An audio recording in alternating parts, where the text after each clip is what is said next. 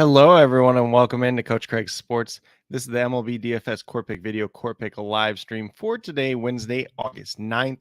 As always, if you're joining me for the very first time, this is the structure that we'll be doing for today's video. We'll be going over a recap of yesterday's picks, seeing how they turned out, going over to RotoWire, talking about the weather report, so any potential weather spots that could be in play for today. We'll update those as the day moves along if anything majorly changes. Then we'll go over to FanDuel, talk about my core picks for the day. So it's going to be one pitcher, four hitters. They're going to be based off of past history, based off of recent history, kind of a combination of both. Every once in a while, I get kind of gut feeling guy in there as well. And then after that, we'll go over to the YouTube community tab, talk about the top GPP teams that I have stacked for today's slate overall. That cheat sheet is 100% free. It's up on the YouTube community tab. It's up on Twitter. It's up on Facebook. So definitely be sure to check that out as you're building out your lineups today. And then if you're interested in more in-depth notes, be sure to check out the Patreon page at patreon.com/Coach Craig Sports. You'll get hitter versus pitcher matchups, the notable ones at least. And then pitchers, whether I would consider them in play, risky play, or avoid on any given day. A little bit more information on that. And then some potential other stacks that did not fit in my cheat sheet. So that's kind of where we're at this point in time. If you guys have any questions whatsoever during this video, feel free to drop them in the chat. If you're watching on replay, feel free to drop them down in the comments and I'll get back to you as quickly as possible. But without further ado, we're going to go over that little recap of yesterday's picks.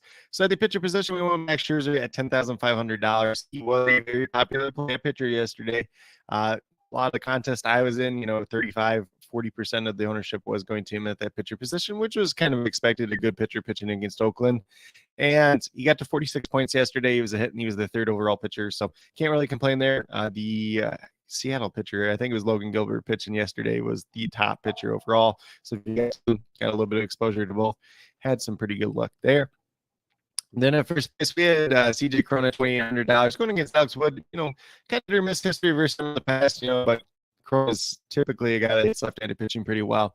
He ended up with 20 days to give him a very output for his price tag. Obviously, we would like double digits, but still not anybody that helped us or hurt us at the same time.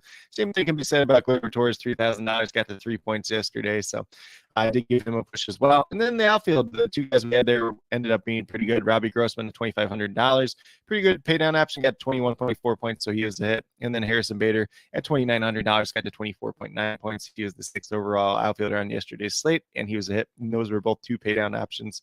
So hopefully you guys got to some other good plays yesterday. It was a pretty simple day to cash, I think, for me personally. I got a little bit of exposure to Aaron Judge with some of the Yankee stack, and he obviously ended up hitting a home run. Some other decent plays here and there, but, could have been a little bit better day, but at the same time, could have been a lot worse day at the same time as well. But with that being said, we're going to stop sharing this. We'll get over to RotoWire. Take a look at that weather report for today. It is a 9-game main slate overall for tonight's slate, since we do have some earlier games today, since it is Wednesday. So I'm just going to bring this up here. We'll get down to the games for tonight. So bear with me as I'm scrolling down here. So the first game we have is Houston and Baltimore. Only 3% chance of rain out in Baltimore, so no real change, so no real worries there. Atlanta and Pittsburgh, 8% chance of rain there, so no real worries there. Then we get Austin, chance of rain for them and the Royals at this point in time. Cleveland's got 1% chance of rain, so not too much concern there either with them and the Blue Jays. New York Mets and the Chicago chance of rain there. And then Chicago might be Chicago losses here look like the two biggest ones today. So Chicago, we get 21% chance for the White Sox and the Yankees. Maybe they should go. Then Los Angeles game, 23% in there.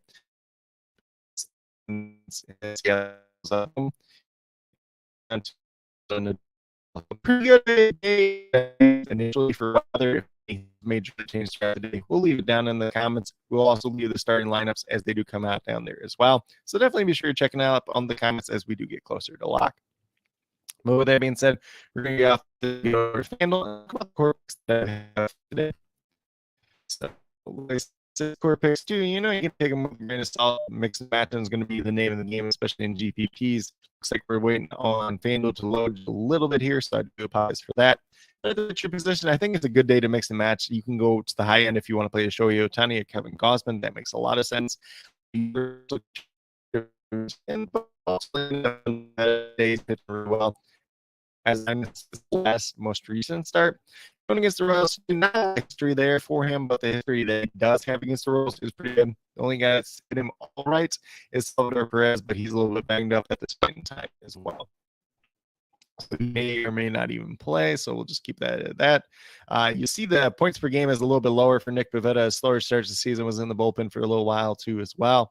$8,500, pretty reasonable price tag. 7 wins. You see the ERA is about 4.2 at this point in time.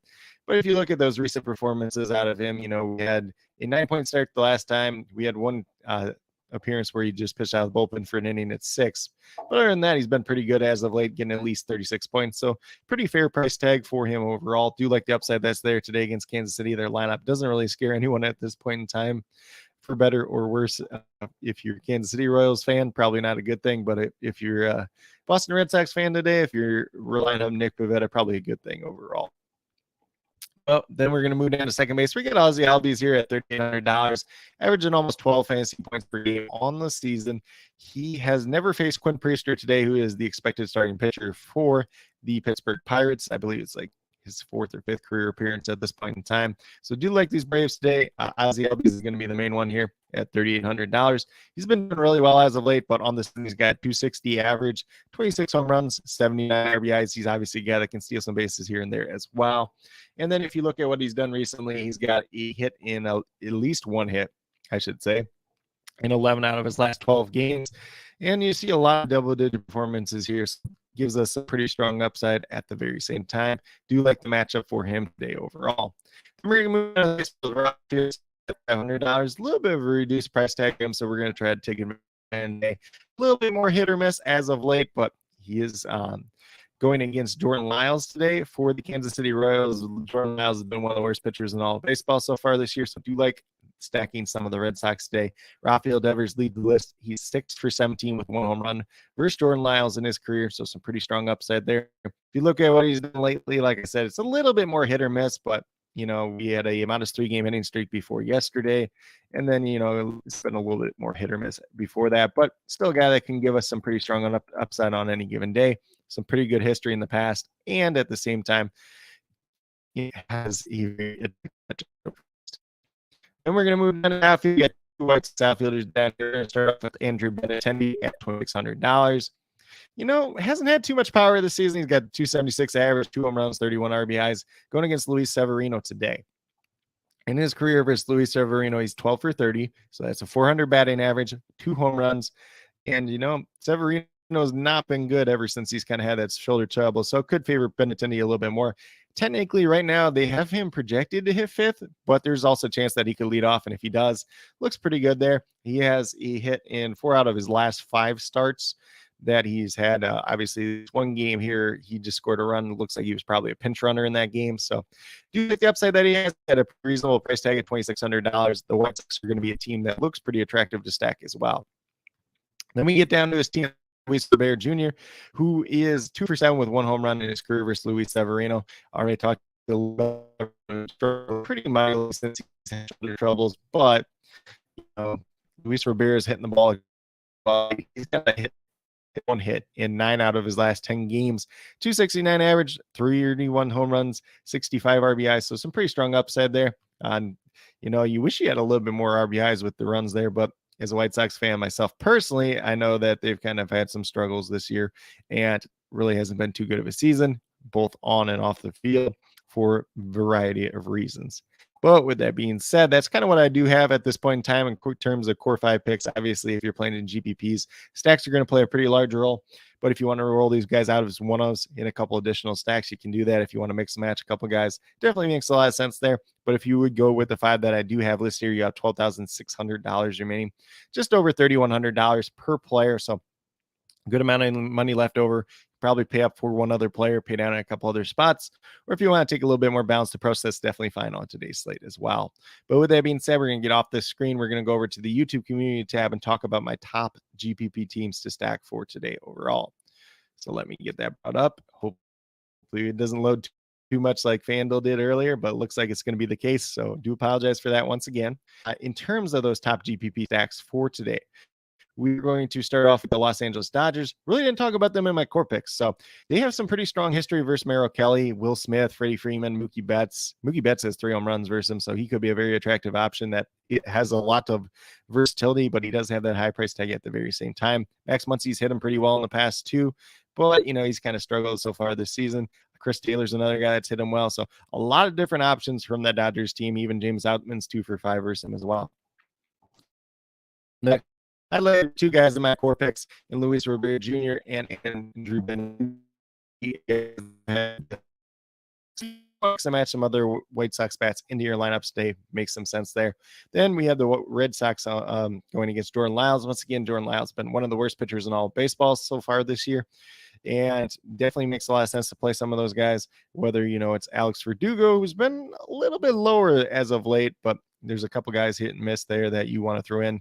Justin Turner, if he ends up playing today, he's been having a little bit of heel discomfort. This is a guy that is 4 for 9 with 1 home run versus Jordan Lyles in his career as well.